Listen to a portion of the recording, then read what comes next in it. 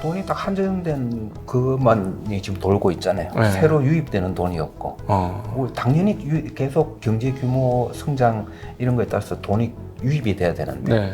왜 유입이 안 될까요? 어디로 갔을까?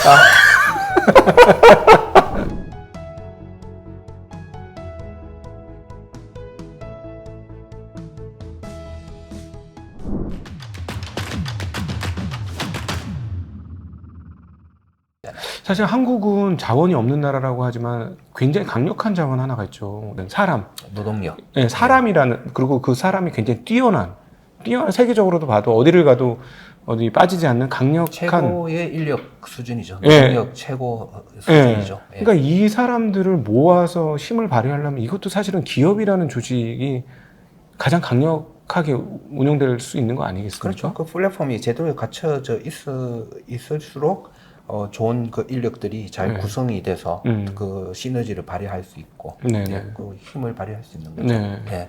그러니까 뭐 옛날 다시 동인도 네. 회사 네. 뭐 아니면 그 대항해 시대로 가면 뭐 우리 사람들은 이제 칼 들고 이제 싸움은 제일 잘하는 사람들이야. 네. 하지만 뭐 함대가 제대로 없으면 다 대포 맞아 다 죽잖아요. 네. 그렇죠. 그렇지만은 제대로 된 함대로 네. 제대로 된 선박단을 네. 꾸려서 이 싸움 잘하는 칼싸움 잘하는 사람들을 쫙 모아놓으면 그 최강의 네. 그 함대가 되는 거죠. 네, 네, 그런 네, 것처럼 네. 지금 노동력이 엄청 우수한 노동력이 많기 때문에 이거를 잘 구성할 수 있는 시스템만 네. 제대로 그 시스템을 위해서 돈이 계속 지급이 되면 우리나라는 최고가 그때는 될 수 있는 거죠. 예. 제가 최근에 이제 왜 애를 안 놓을까 고민을 많이 하다 이 책 저 책 읽으면서 머릿속에 정리된 게 계층 이동의 사닥다리가 완전히 끊겼구나, 한국이. 완전히 끊긴 거는 아직 저는 희망을 좀 가지고 있는데 네. 그걸 굉장히 지금 상당히 불안해하기 시작을 했고 그 불안이 네. 계속 연결되고 있어요. 네. 그래서 저는 저도 우려스럽게 생각을 하고 있습니다. 결국 애들을 안 놓는 게 왜 이렇게 되나, 그 중심에 집이 있는 거예요. 네. 부동산이 어떤 있더라고요. 일정 지역을 중심으로 한 그 지역이고요. 네. 그리고 그거는 희소성을 가지고 있기 때문에 네. 아까 매드맥스 얘기할 때 그 집단은 그 군림하는 집단은 희소성이 있는 물을 가지고 그 지배를 하잖아요. 네.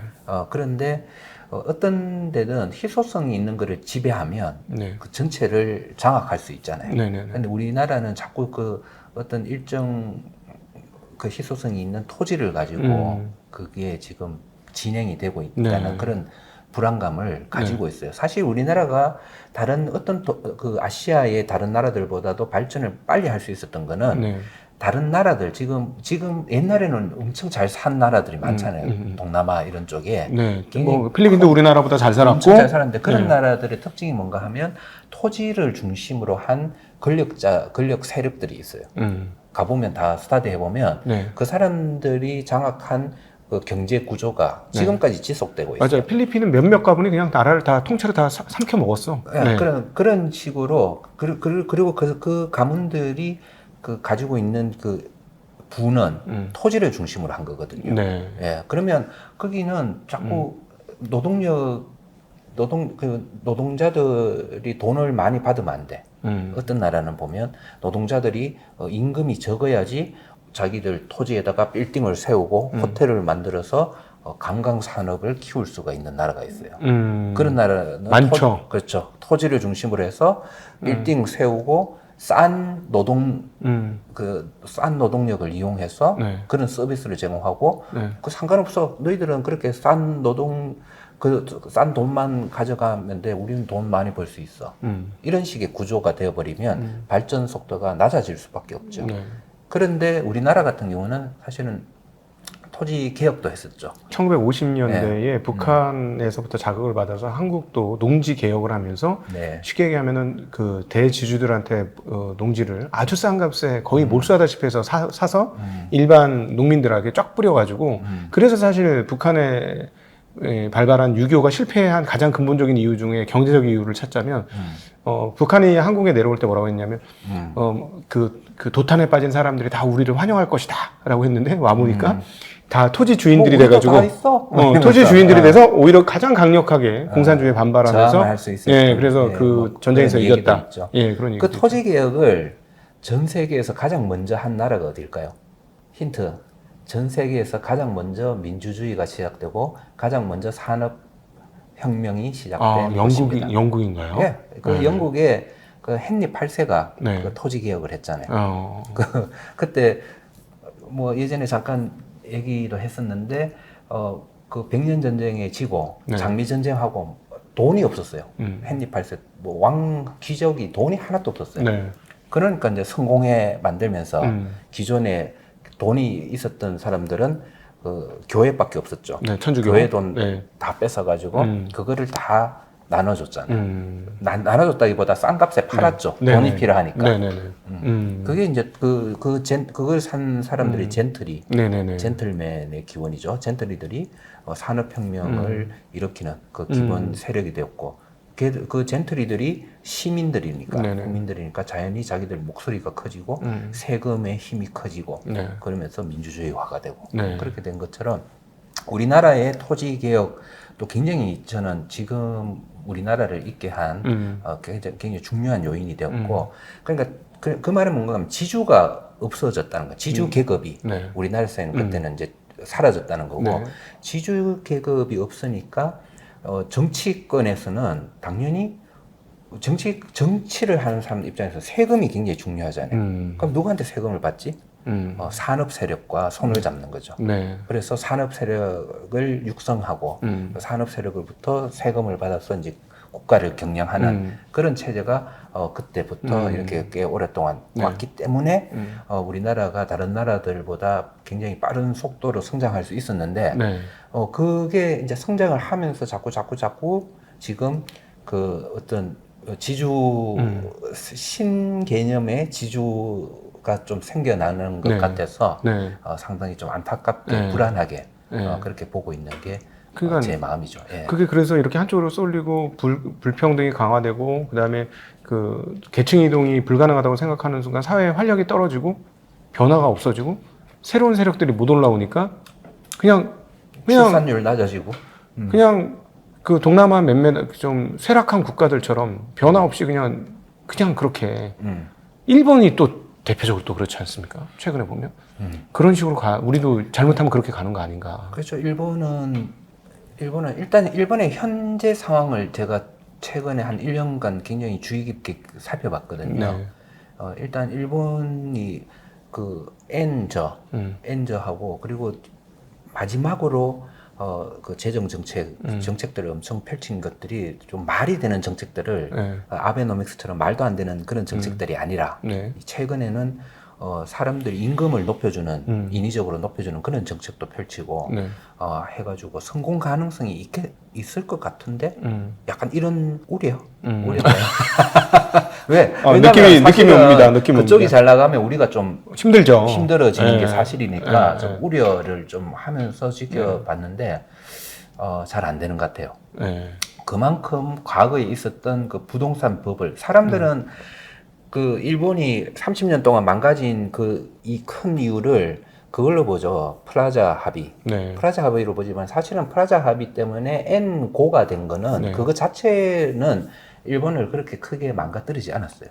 제가 보기에는 몇 년 만에 한 4년에서 5년 정도 지나고 나서 그 가격 N고에 걸맞는 기술력을 가지고 다시 그거를 찾기 시작했어요. 자동차가 판매가 다시 늘었으니까. 다시 늘고 그랬었어요. 그러니까 그 N고가 가장 큰 문제는 아니었어요. 근데 그 N고 때문에 일시적으로 온 그 경제가 나빠지는 거를 불안하게 하고 금리를 초저금리 금리 내렸죠. 막 돈 풀고 그게 부동산으로 몰빵. 그래서 부동산 왕국이 된 거죠. 부동산 왕국이 된 거. 그래서 그게 또 버블이 터지면서 저는 이제 지금 30년 일본이 지금 이 모양 이 꼴이 된 거에 가장 큰 이유는 그 부동산에 있다고 저도 보거든요. 그래서 그런 일은 정말 우리나라에는 있으면 안 되겠다. 네. 그런 생각을 하고 있는데 일본은 지금 현재 보니까 앞으로도 조금 힘들겠다. 그래서 정책들이 잘 안 먹히는 것 같아요.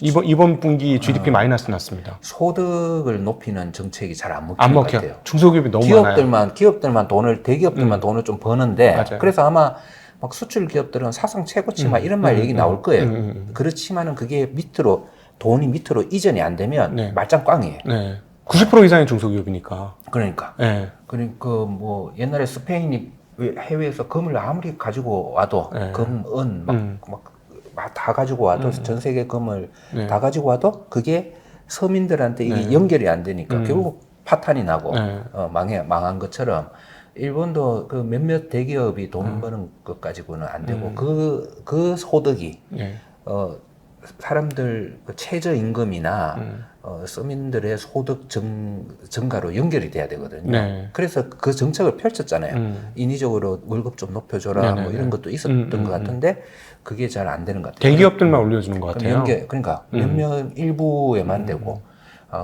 그렇게 그게 실패로 보여지고 그거를 어디서 볼 수 있냐 하면 금리 인상을 지금 한 번도 못 했잖아요. 못하고 있죠. 네. 이게 보면 이제 경쟁력을 우리가 판단할 수 있는 그 바로메터거든요.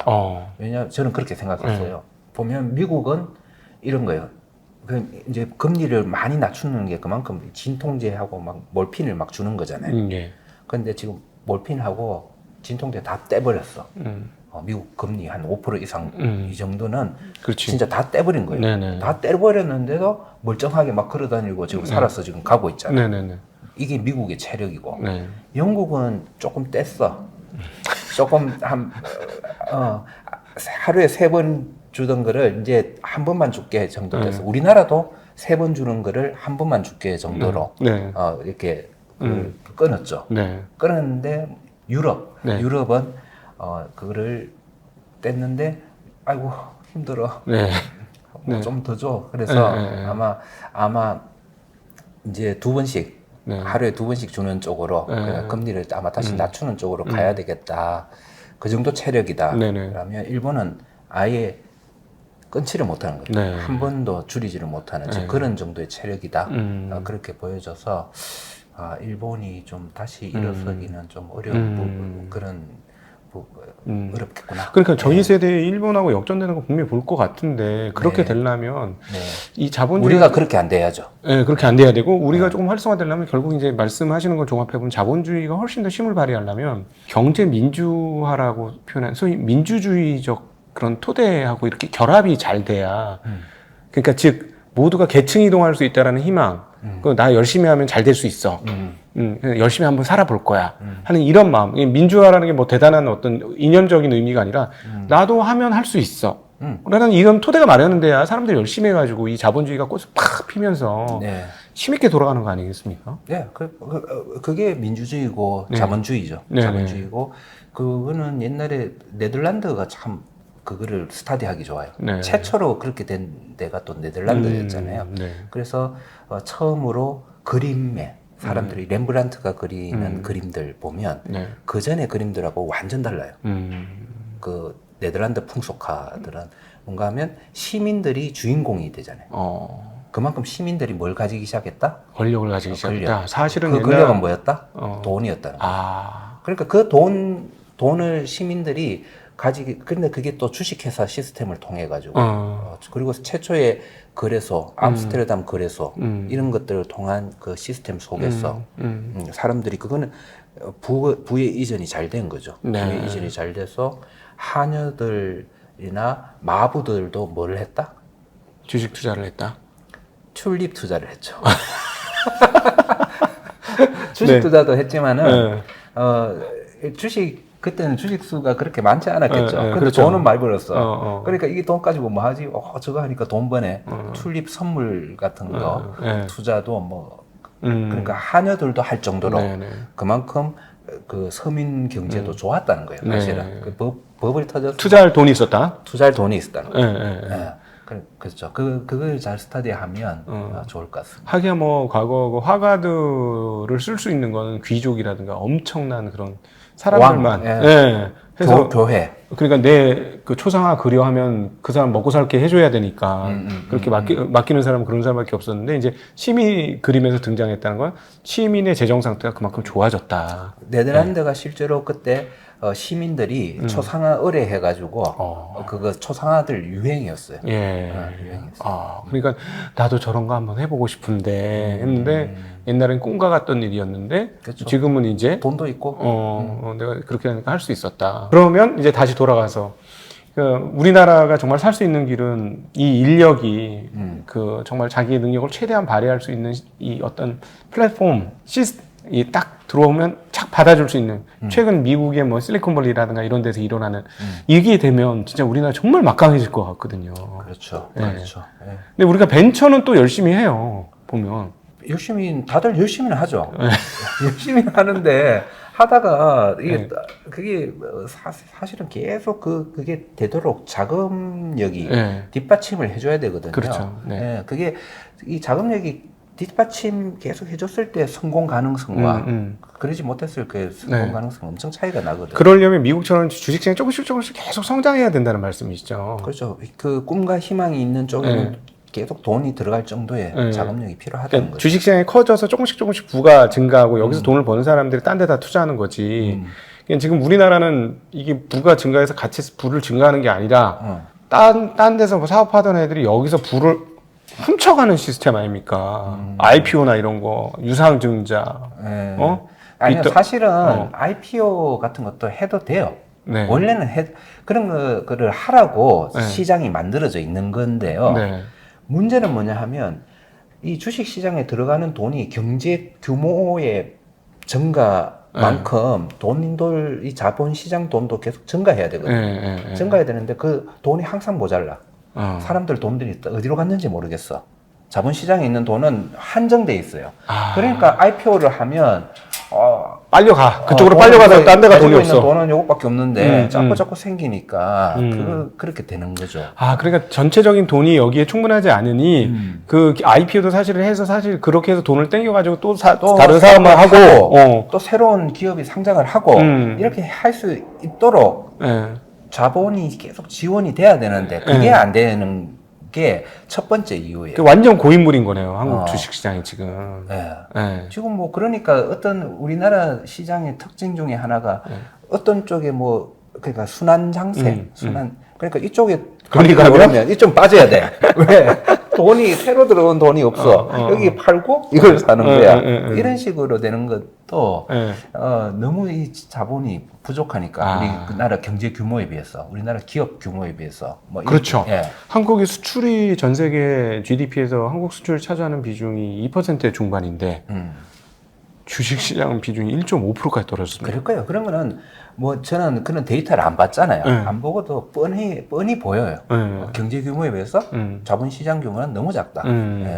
시총이나 이런 걸 가지고 다른 나라하고 비교해 보면 말도 안 되는 나라도 한테도 지고 막 이럴 거예요. 지금. 하기야 지금 한국이 AI 혁명에 제가 공부를 해본 바로로 제가 칩 공부를 좀 했어요. 반도체 공부를 했는데 이거는 정말 이건 유사일에 이거 민족 중흥의 국원 상승의 대운이 열렸다 이 정도예요. 반도체? 예. 왜냐하면 AI의 최대 수혜는 반도체죠. GPU도 있지만 이 메모리가 압도적으로 중요해요. 그러니까 CPU, GPU, 무슨 ASIC 칩, NPU, TPU 무슨 수많은 PU들이 동일한 메모리를 써야 되거든요. 이 수요가 엄청나거든. 근데 주가가 안 가. 물론 이제 본인들이 못해서 그런 것도 있는데 너무 못 가. 그 결국은 말씀하신 데서 이제 딱 답을 찾았습니다. 돈이 없구나. 돈이 딱 한정된 그것만이 지금 돌고 있잖아요. 새로 유입되는 돈이 없고. 당연히 계속 경제 규모 성장 이런 거에 따라서 돈이 유입이 돼야 되는데. 왜 유입이 안 될까요? 어디로 갔을까? 안타깝네요, 진짜. 그렇죠. 산업 자본이 중요합니다. 우리나라 제도약을 위해서는. 그러네요. 그렇게 하면 일본도 이기고 사실은 세계 5위권 가는 사실 한국 작은 나라이긴 합니다만은 세계 선진국 중에서도 국토 작은 나라들 종종 있지 않습니까?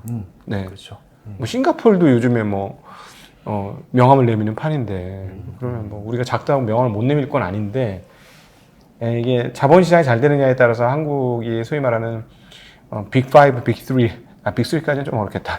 빅5 들어가는 거 여부가 결정이 되겠네요. 그래야 되는데 그죠? 네. 자꾸 우울한 얘기들이 전해지니까. 네. 참.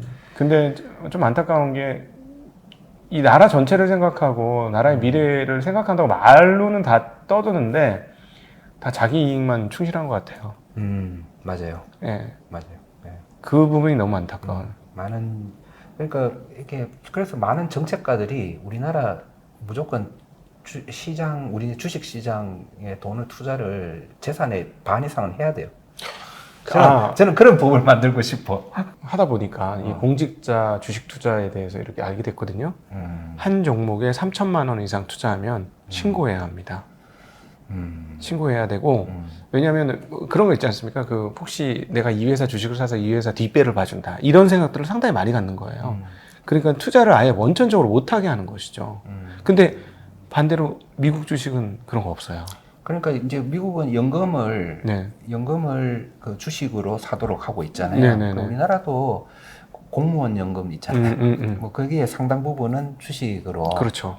들어가게 하고 네. 뭐 우리 일반 연금들도 네. 상당 부분은 주식 우리 국내 주식을 많이 사도록 그렇게 하면 그 정책가들도 우리나라 경제가 좋아져야 우리나라 주식이 좋아지고 네. 주식 시장이 좋아져야 경제가 좋아지는데 그러면 나도 연금에 주식이 이만큼 있으니까 네. 그런 쪽으로 이제 그러면 생각을 많이 할 거 아니에요. 맞죠. 고민을 많이 하고 네. 그런 정책을 펼칠 거고 네.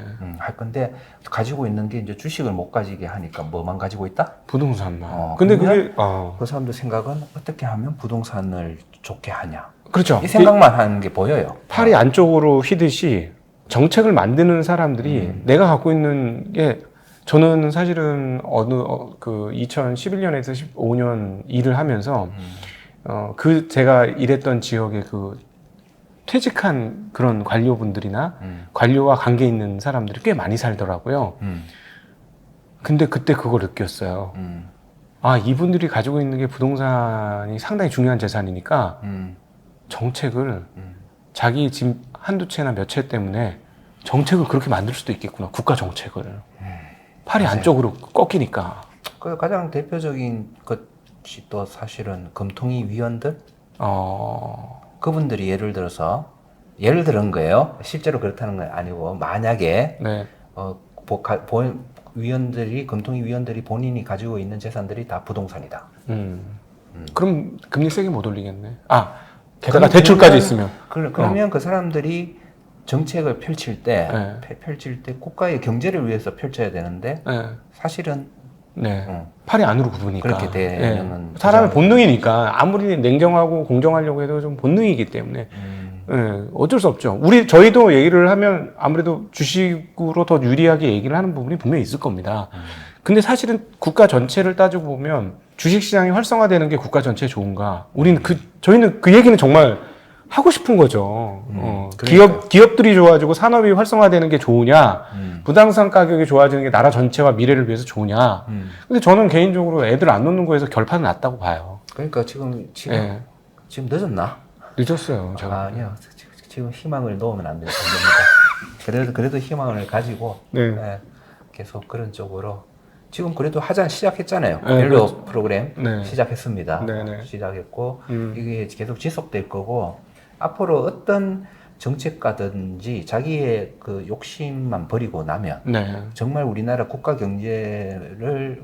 경제만 국민 경제만 생각하면서 정책을 펼친다면 밸류 프로그램은 계속될 수밖에 없고 그리고 자본시장에 자본을 계속 이렇게 투입하는 그런 정책을 펼칠 수밖에 없거든요. 그래서 그렇게 된다면 저는 출산율도 다시 높아질 수 있다. 뭐 그렇게 생각을 합니다. 여기서 우리가 상법 개정이라든가 산업 활성화를 위해서 하는 얘기를 했는데 추가적으로 더 필요한 게 뭐가 있을까요? 저 상법 개정안이 이제 1번이다 했고요. 그죠? 그리고 그 2번은 그 세법 개정이죠. 네. 세법 개정이고 그 세법의 핵심은 뭐냐? 배당 소득세다. 배당 소득세를 분리과세하면서 그 금융투자세, 금투세 쪽에 같이 포함을 시켜줘야지 네. 종합소득에서 빼서 네. 그러니까 종합소득은 우리가 노동으로 버는 돈하고 네. 그 다음에 위험하지 않는 쪽에 투자하는 은행 예금 같은 데 네. 투자하는 그런 예금 이자 이런 것만 포함시켜서 하도록 하고요. 아니면 저는 금융투자세는 금융투자소득세, 금투세 네. 이쪽에는 모든 금융투자 그러니까 위험한 자산, 위험한 금융자산에 투자하는 모든 손실과 이익을 다 합산해서 네. 그렇게 해서 세금을 부과하는 그런 쪽으로 이렇게 바뀌어야 된다. 네. 그렇게 생각하고 있고 그래서 주식이나 그다음에 채권 네. 이런 쪽에서 나오는 배당이든 이자든 자본 손익이든 네. 이런 거를 모두 합산해서 뭐 외환 손실이든 뭐 이런 것까지 합산해서 그걸 퉁쳐서 거기서 이익이 생기면 세금을 내고 네. 그리고 그거는 다른 나라들처럼 자본시장에 돈이 계속 들어오게 하려면 여기에 세금을 너무 많이 먹이면 안 되죠. 그 미국이나 다른 선진국들처럼 세율은 분리과세 쪽으로 해서 네. 그렇게 적정한 세금을 내도록 하면 네. 전반적으로 세금의 그 나라에서 걷어들이는 세금의 총량은 커질 거예요. 네네. 배당을 많이 할 거니까. 네네. 하니까 분리과세에서 좀 그 세율은 낮아지더라도 전체 배당 소득세는 커질 거예요. 네. 참고로 제가 이제 이렇게 한국에 걸어서 이렇게 쭉 살펴보니까 배당률이 보통 평균 한 1.2, 1.3이 제일 많습니다. 그러니까요. 네. 그런 게 이제 몇 배가 되니까. 그러니까 뭐 3%, 4% 바뀌는 거죠. 네. 그러면 나라도 세금 많이 걷어서 좋고. 네. 그래서 그거를 그렇게 금투세에서 퉁치게 하려면 양도소득세도 내면 좋죠. 네. 저는 가능하다고 봐요. 그게 왜냐하면 배당소득세가 그쪽으로 들어가는 순간 우리나라의 코리아 디스카운트는 상당히 많이 적어질 거고요. 네. 코리아 디스카운트가 상당히 적어진다는 말은 주식시장이 상승장이 될 거고 그러면 양도소득세를 개의치 않을 것 같아요. 그러니까 장이 올라서 계속 꾸준히 돈을 수익률 벌면 좋으면, 뭐 세금 그래 내지 뭐. 요즘 미국 시장이 그렇지 않습니까? 그렇죠. 네, 20% 내요 그냥 사람들. 다 내면서 미국 시장 가시잖아요. 네, 네. 근데 우리나라도 그렇게 된다는 거죠. 네, 네. 그렇기 때문에 무조건 금투세를 폐지해야 된다는 거는 좀 이거 내고를 안 하겠다는 좀 저는 그런 말처럼 들리고 네. 무조건 폐지도 아니고 네. 이걸 도입을 하되 이렇게 다른 나라하고 다른 것들은 좀 수정을 해서 네. 이렇게 전반적으로 자본시장에 도움이 되는 쪽으로 수정해서 제대로 잘 네. 만든 금투세법이 도입된다. 그렇게 생각을 하고 있습니다. 무조건 뭐 세금 깎아주면 인기는 단기적으로 얻을 수 있겠습니다만 나라 경제가 또 돌아가려면 그런 세금을 통해서 뭐 해야 할 일이 있지 않습니까? 우리도 뭐 도로도 깔고 우리나라 도로 얼마나 잘 깔렸습니까? 뭐 전철 같은 것도 세금이 들어간 거고 지하철 얼마나 시스템 잘 돼 있습니까? 버스도 그렇고 우리나라는 1조 부자가 지하철 타고 다녀요. 그러니까 그만큼 시스템이 잘 돼 있는 거거든요. 뭐 그런 거를 위해서는 세금을 내야 되고 우리가 돈을 잘 벌고 한다면 세금 뭐 의당 낼 수 있다고 생각합니다. 그리고 하나 더 소득세 구간이 너무 옛날 기준 아닙니까? 근데 금투세는 그래서 저는 금투세는 그 종합소득세 맞아요. 그 말도 맞아요. 근데 소득세 얘기 또 가면 복잡해져. 너무 우리가 소득세가 너무 많다. 그거는 나중에 이제 소득세와 보유세 그 얘기를 하면서 정리를 해야 될 문제예요. 소득세와 왜냐하면 이 모든 세금은 소득세, 보유세, 그리고 소비세 이 세 가지로 나뉘어지거든요. 결국은 여기에서 어디서 더 이걸 형평성 있게 내야 되는 게 주요 핵심인데 우리나라는 좀 안 되고 있는 게 맞잖아요. 그래서 그쪽 주제는 그런데 또 한도 끝도 없고. 그런데 지금 여기서는 이제 소득세 문제보다 이 금투세의 세율은 소득세 그러니까 일단 배당 소득을 이쪽으로 옮기고 이쪽의 그 금투세의 세율은 법인세 정도에 맞추면 될 것 같아요. 법인세 정도. 그래서 2억 이하면 법인세가 한 10% 정도죠. 2억 이상이면 그 이익이 2억 이상이면 법인세가 20%인가요? 그렇게 그 정도 기준 정도면 다른 미국이나 이런 데하고도 비슷비슷해지고 맞지 않을까 생각을 하고 있습니다. 소득세 항상 많이 아니. 붕괴를 하고 있네요. 아니. 이건 너무 편향이라서 이걸로. 네. 오늘 정말 우리 서준 교수님하고 잔잔하지만 지금 가슴이 진짜 불타오르고 뜨거워지는 그런 이야기를 해봤습니다. 물론 저희들이 분명히 편향이 있고요.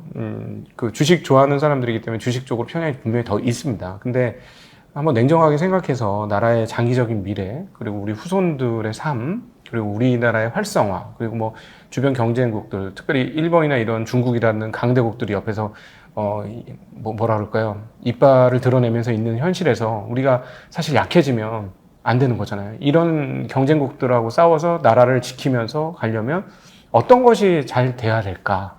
이런 고민을 전체적으로 좀 하는 그런 나라 분위기가 좀 있었으면 좋겠고, 저희도 그런 고민을 하는 중에, 물론 저희의 편향이 있고, 저희 중심적으로 얘기해서 뭐 잘못될 수도 있는 내용이긴 하겠습니다만은, 이게 그래도 조금 더 나은 방향 아니냐라고 지금 얘기를 한 것으로 좀 양해를 해주시면 좋을 것 같습니다. 그래야 우리가 과거 같은 서름도 안 당하고, 나쁜 짓 해본 적이 별로 없잖아요. 다 밖에 나가가지고. 물론 개별적으로 하는 사람들은 있지만 우리 좀 따뜻한 좋은 나라가 될 수 있거든요.